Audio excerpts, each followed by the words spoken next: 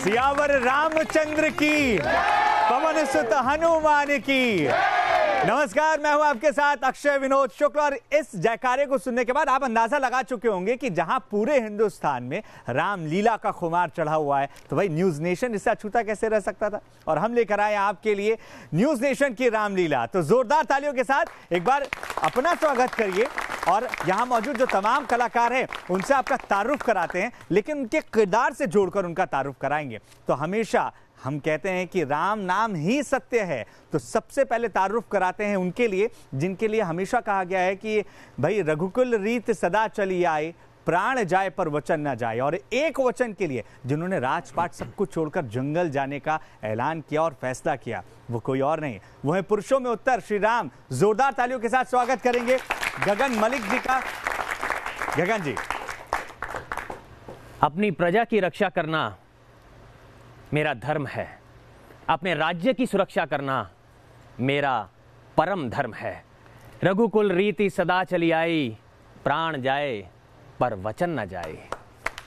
और एक वचन के लिए सब कुछ त्यागने वाले ही पुरुषों में उत्तम कहलाते हैं, भगवान श्री राम कहलाते हैं। गगन जी, आपसे हम आगे भी बातचीत करेंगे, लेकिन बाकी कलाकारों से भी आपका परिचय करा देते हैं। जब श्री राम जाने वाले थे वन, तो भाई सिर्फ श्री राम से कहा गया था कि आप वन चले जाइए, लेकिन उस वक्त वहां पर सीता मैया आई और उन्होंने श्री राम से कहा कि भाई मेरा दोष बता प्रभु दीजो, संग मुझे सेवा में लीजो, अर्धांगिनी तुम्हारी राम, पति तपावन सीताराम। और ऐसी माता सीता को प्रणाम करते हुए हमारी अगली कलाकार अंजना सिंह का जोरदार तालियों के साथ हम स्वागत करते हैं, जो कि जानी मानी भोजपुरी कलाकार हैं। अंजना जी। दुष्ट रावण, तेरा सामना सिर्फ अभी तक देवताओं से हुआ है, सिर्फ तुमने अभी तक देवताओं को पराजित किया है, पर तेरा सामना आज एक प्रतिपदा स्त्री से हो रहा है। तो भूल मत कि मैं प्रभु राम की अर्धांगिनी हूं।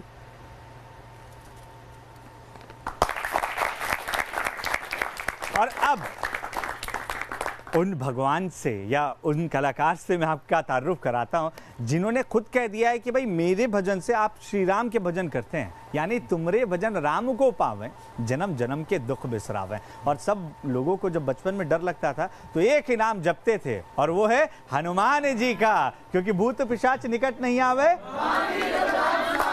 और हमारे साथ हैं निर्भय वाधवा जी। बहुत बहुत स्वागत है निर्भय जी। नमस्कार, मैं निर्भय, और मेरे को यहाँ पे आके बहुत ही अच्छा लग रहा है, और स्पेशली इतना वार्म वेलकम जो आप सब लोगों ने दिया है, तो thank you so much guys, thanks. और निर्भय जी हैं। और रामलीला एक बात और मैं आपको बताना चाहता हूँ। हाँ। कि मैंने ज़्यादातर माइथोलॉजी शोज़ ही किए हैं, और रामलीला से तो मेरे को ख़ास मेरे जीवन में भी बहुत एक रोशनी सी हो गई, कई चीज़ें सीखने को भी मिली कि हमारे हिंदुस्तान की संस्कृति कैसे चलती हुई आ रही है और इतनी खूबसूरत संस्कृति है, तो बहुत कुछ जानने को मिला। और बहुत ज़्यादा पॉजिटिव हो चुका हूँ मैं। पहले काफ़ी गुस्सा आता था, लेकिन ये रोल करके अब बिल्कुल गुस्सा शांत हो गया है। कोई मार भी दे तो बोलता हूँ भाई और मार दे। क्या बात है, ये सीख मिली है। और ये सिर्फ निर्भय जी को नहीं, सबको सीख मिल रही है। और अगले कलाकार जो हैं, जो रावण के किरदार हैं, उनसे भी आपका तारुफ करूं। वैसे ये किसी पहचान के मोहताज नहीं है, इनकी हंसी ही रावण के किरदार को जीवित कर देती है। नन अदर देन अवतार गिल साहब, जोरदार तालियों के साथ। मैं हूं रावण, त्रिलोकपति रावण, अजिंक्य रावण, ना हुआ है ना कभी होगा रावण।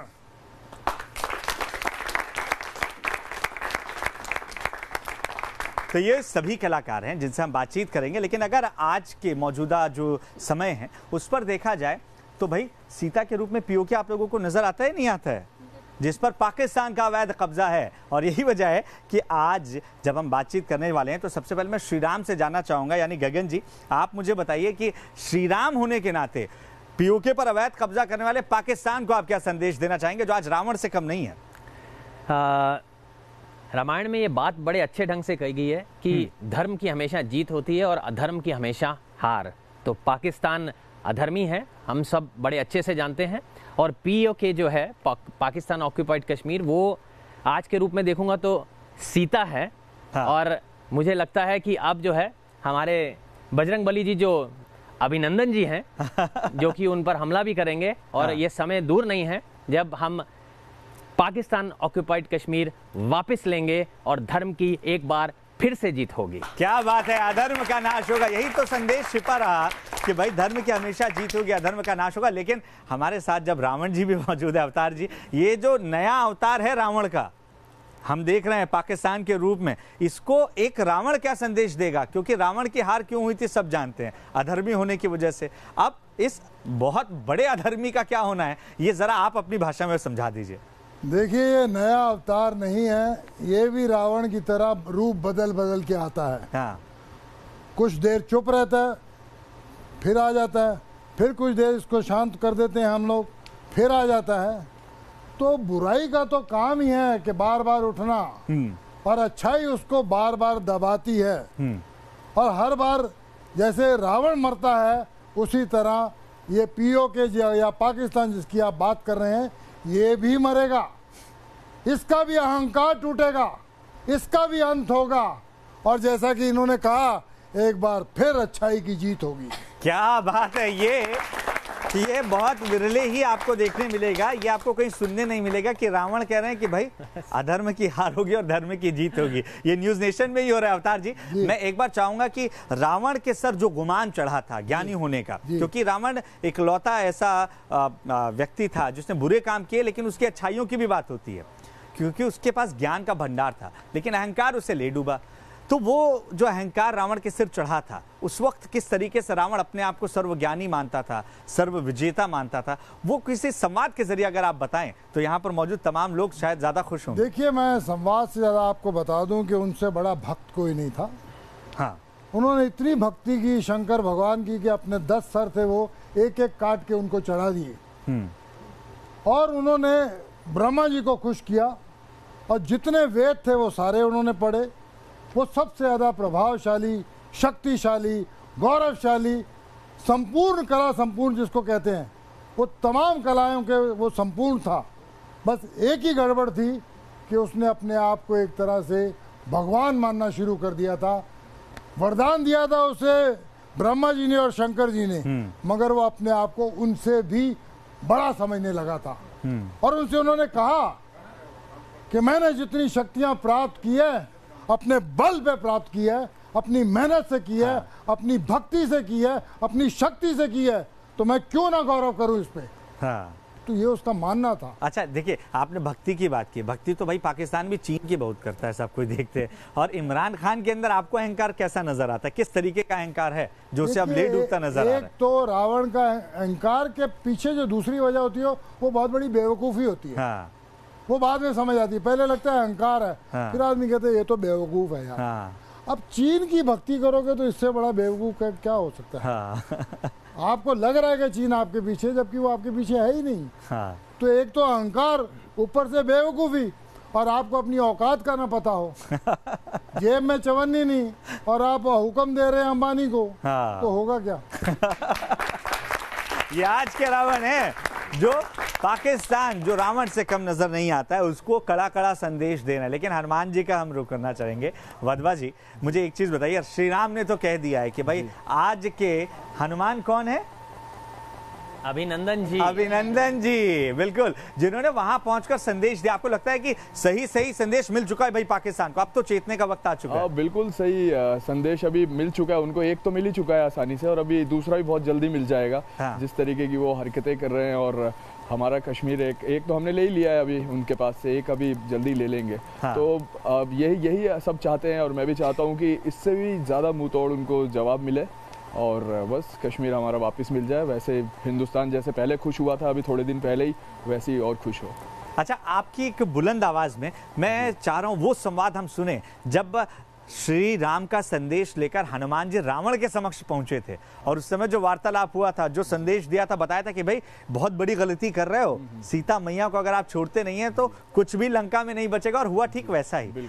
वही अगर आप संवाद यहाँ प्रस्तुत करते हैं तो शायद पाकिस्तान खुद ब खुद समझ जाए कि कितनी बड़ी गलती वो कर रहा है। बिल्कुल। जैसे हनुमान जी जो है रावण जी के पास गए थे, रावण के पास बोलने के लिए कि भाई पहले तो उन्होंने प्यार से समझाया था, हाथ जोड़ के समझाया था, रावण तू इतना शक्तिशाली है, इतना बुद्धिमान है, तेरे जैसा पंडित कोई और हो नहीं सकता, फिर तू ऐसी नीची छोटी सी हरकत ऐसी क्यों कर रहा है। लेकिन उसको वही अहंकार के अंदर वो कोई बातें उसको समझ नहीं आई, तो लेकिन उसने वैसा कर दिया। और अभी पाकिस्तान भी वही कर रहा है कि भाई अहंकार के अंदर है कि मैं ये कर लूँगा, मैं वो कर दूंगा। चीन का सपोर्ट अपने आप में मान रहा है कि भाई मैं बहुत पावरफुल हूँ। इंडिया के अंदर घुस के इनकी हम लोग ऐसा सोचता है वो कि कुछ हमारा छोटा मोटा बाल बाका कर लेगा वो, लेकिन ऐसा आज तक तो कर नहीं पाया और ना ही आगे कर पाएगा। आज जब हम बात कर रहे हैं पीओके की कि वो सीता मैया की तरह अवैध कब्जे में हैं, तो आप क्या संदेश देना चाहती हैं उस पाकिस्तान को जो रावण से कम नहीं है? बिल्कुल, मैं ये कहना चाहूँगी कि उस ज़माने में श्री राम थे जिन्होंने लंका पार करके सीता माँ को बचाया था, और आज के समय हमारे पास 56 इंच का सीना है। उसके अलावा मुझे कुछ नहीं कहना है, वही काफ़ी है सीता माँ को वापस लाने के लिए। और हम सबको यही अच्छा गुड न्यूज़ होगी। 56 इंच का जो सीना है वो आज के मर्यादा पुरुषोत्तम राम है, और जो सीता माँ को लेके आएंगे। क्या बात है। अच्छा, एक चीज़ मैं आपसे जानना चाहूँगा कि आप सीता माँ का रोल निभा रही हैं, भोजपुरी फिल्मों में, कई सीरियल्स में आपने निभाए, तमाम कैरेक्टर्स निभाए हैं। उन कैरेक्टर्स को निभाते वक्त और सीता जी का रोल निभाते वक्त आपको क्या डिफरेंस महसूस हुआ, और कौन सी ऐसी बात है जो लगता है कि आज भी बहुत प्रासंगिक है? शूट करना, टीवी करना, फिल्म करना डिफरेंट है, और ये प्ले करना बहुत डिफरेंट है। मेरा फर्स्ट टाइम है कि मैं प्ले कर रही हूँ और सीता माता का किरदार निभा रही हूँ। बहुत टफ है, और एक अच्छा कलाकार वही होता है जो अपने हर किरदार में उसको अच्छे से निभा सके। तो मेरी पूरी कोशिश है कि मुझे ये मौका मिला है सीता माता का रोल अदा करने का, मैं इसे बेस्ट करूँ। तो आपके सबसे करीब वो कौन सा डायलॉग है जो सीता माँ का डायलॉग आप इस प्ले में कर रही हैं? जी, वो अगर आप यहाँ पर बोल कर दिखाएं, एक्ट करके दिखाएं, क्योंकि हनुमान जी और राम जी आपके साथ हैं, रावण जी भी थोड़ी दूरी पर ही खड़े हैं, तो आप सेफ हैं कम से कम एक साइड पे। बीच में खड़ी हैं, बिल्कुल सेफ फील कर रही हैं। मैं बीच में रावण रेखा खींच देता हूँ। ये रावण रेखा है जिससे रावण क्रॉस नहीं करने वाले हैं। कम से कम ये हर घर में आज भी होता है और पहले भी होता था कि जो हस्बैंड्स होते हैं जब उनको कुछ प्रॉब्लम्स होती है तो वो अपनी वाइफ से भी शेयर नहीं करते हैं, क्योंकि जो हस्बैंड्स होते हैं वो चाहते हैं उनकी वाइफ, उनके बच्चे हमेशा अच्छे से रहें, खुश रहें, उनको कोई तकलीफ़ ना हो। वो जितनी भी तकलीफ़ झेल सकते हैं वो झेलते हैं। तो इसी से कुछ मिला जुला हमारा एक सीन है, मतलब रामायण का जी। जब राम जी को वनवास होता है और वो सीता जी से मिलने आते हैं और वो उनको कहते हैं कि मैं जा रहा हूँ वनवास के लिए, मेरे पीछे माता पिता का ख्याल रखिएगा। तो उस वक्त माता सीता कहती हैं, बिल्कुल, इसमें राम जी भी इंक्लूड हो जाएंगे। जी, तो बहुत अच्छा हो जाएगा। आप इस सीन को अगर रिक्रिएट करके दिखाएं तो शायद यहाँ पर मौजूद सभी लोग और हमारे जो दर्शक देख रहे हैं वो भी इसे बहुत बेहतर तरीके से समझ सकेंगे। जी, तो उस वक्त का ये सीन है। प्रभु, आज तो आपका राज तिलक होने वाला था। सीते, माता कैकेयी ने मुझे आज्ञा दी है कि मैं 14 वर्ष का वनवास काटूं और अयोध्या का राज्य मेरा भाई भरत संभाले। इसलिए मुझे 14 वर्ष के लिए वनवास जाना होगा प्रिय, और मैं चाहता हूं तुम यहीं रहो और माता पिता की सेवा करो। प्रभु, मेरा जीवन तो आपके साथ में ही है, मैं आपकी परछाई हूँ, और आपके बिना जीवन तो मैं सोच भी नहीं सकती। आप तो अपना पुत्र धर्म निभा रहे हैं, मुझे भी मेरा पत्नी धर्म निभाने दें।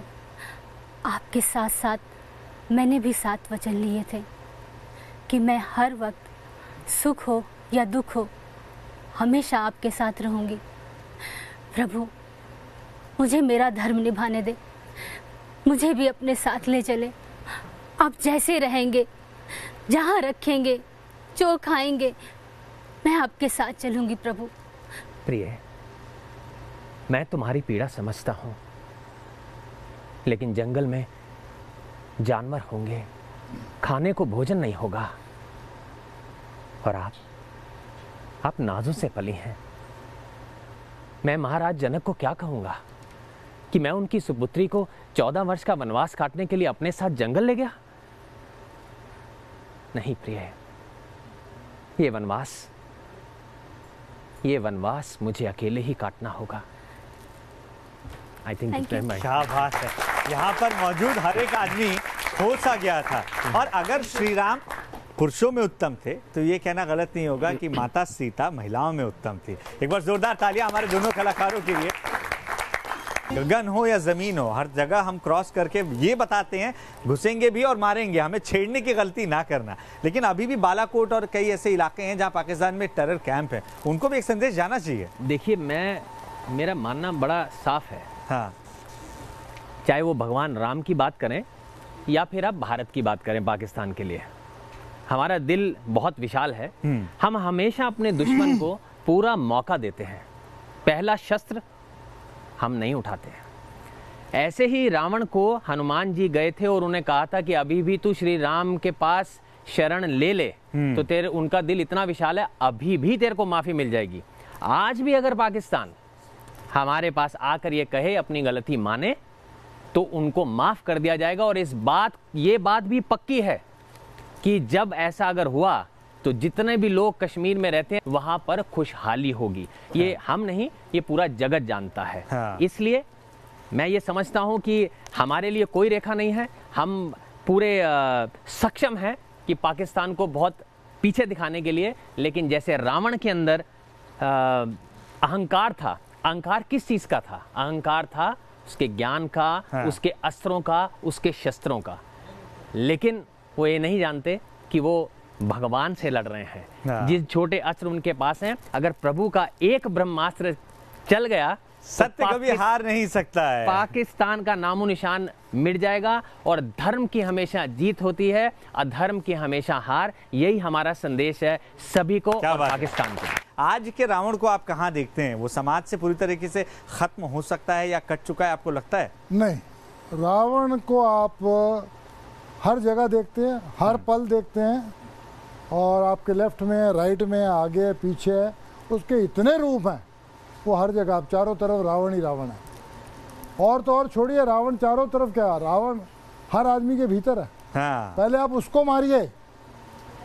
जब आप ऐसी बात करते हैं किसी के अगेंस्ट, वो क्या है, वो घृणा करते हैं, नफरत करते हैं। जब सामने वाले को छोटा दिखाते हैं, आप अपनी पावर दिखाते हैं। ये क्या है, रावण है ये। ट्रोलर्स को देखना चाहिए, जो ट्रोल करते हैं हर एक बात पर दूसरों को, उनको अपने भीतर के इस रावण को मारने की जरूरत है। मेरा मानना बड़ा स्पष्ट है। रावण सर ने कहा कि हर इंसान के अंदर है। उस रावण का जो एक मेन जो कारण है, जो एक्चुअल में मेन रावण है, वो है स्वार्थी इच्छा, जो हर इंसान में है। उस स्वार्थी इच्छा के कारण ही आपकी करप्शन आएगी, आपकी और सारी अहंकार आएगा, सब कुछ उसी के ही कारण है। पाकिस्तान का भी जो अगर आप बात करते हैं तो वो स्वार्थी इच्छा की ही बात कर रहे हैं। वो चाह रहे हैं कि स्वार्थी इच्छा है कि ये कश्मीर ये भी हम ले लें, वो भी हम ले लें।